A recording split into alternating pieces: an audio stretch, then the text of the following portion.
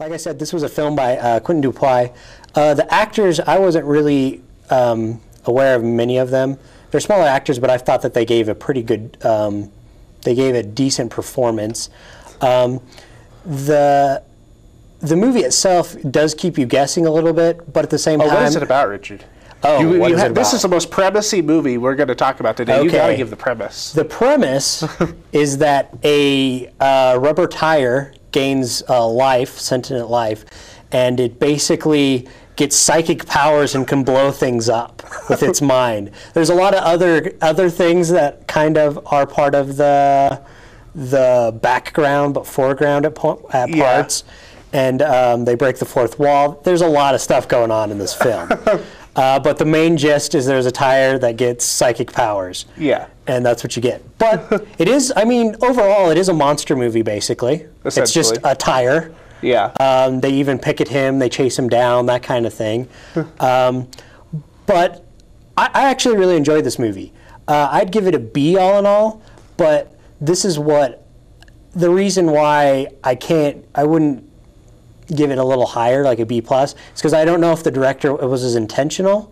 If I saw more of his stuff and I saw how intentional he chose things, then I'd be more likely to be like, okay, he is being really smart, actually. Yeah, I think this is a first-time director kind of thing. No, but it really does play with conventions. And so if that's what he was intentionally doing, is playing with those conventions of what a horror movie is and what the big movie industry thinks of horror movies and stuff like that, and monster movies. I actually thought it was quite funny, and it was a good parody. And I liked all the little random asides and all the little things. I thought it was just a fun movie, and I gave it a B. All right, cool. I have to see my card, actually. Thank you. I give it a C+. I think it wasn't that funny. As far as this genre, like the horror parody, splatstick, whatever you want to call it, we had Black Sheep that came out of Lord of the Ringsville. Oh, out of New Zealand? New Zealand, a few years ago. And, Evil Dead and so on and so forth. And as far as that tradition goes, I didn't think this quite lived up to that. And I felt like...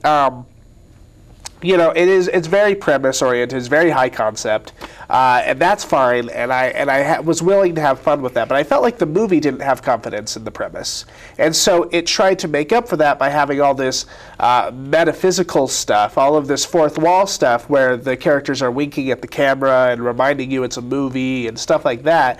And you have this strange idea of the onlookers, which basically represent the audience. Physically, literally, the audience is in the movie.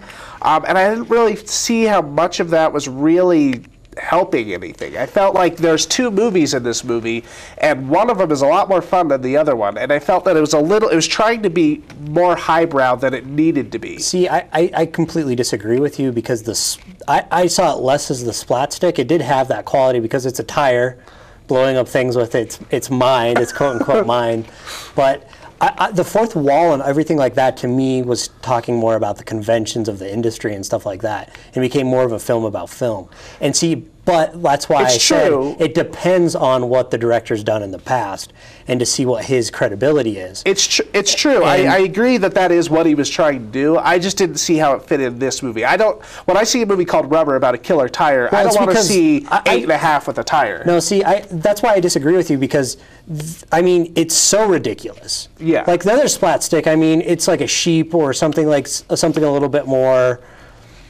I mean, even a sheep, to a degree, you could see it being like turning into a creature, a beast, or something like that. Even in like something like Drag Me to Hell, where there's a goat in it. There's a transformation scene in this movie too. There is, and that's why. But I mean, I thought that was kind of fun too. Yeah. I all in all thought it was a good. And if the director himself has shown this kind of quality before, which I don't know, so I can't really comment on, I would say it's actually a very well done. I liked the quality that it had, and I liked that it commented on the industry and the movies themselves. But I don't think it was commenting on just movies. I think it was commenting on monster horror movies, because clearly they're just fitting into a demographic. And that's what I liked that it said about it. So I disagree with you. I think that those parts were some of the more interesting parts of the movie. Well, as far as positives go in the movie, I do think there are a few. It's shot digitally. It's shot HD, and I think as far as HD cinematography goes, it's actually very well shot. And their scenes are very cinematic, very gorgeous. And also, just for sheer exploitation, let's go take a camera out there with a couple actors and just, you know, grind out a movie kind of quality, I had fun with it. I was like, yes, okay. I have my complaints, but this is a movie about a killer tire. So I don't want to get too snub-nosed about it. See, I thought the ridiculousness of the tire was so offset by it that it did make it a good movie.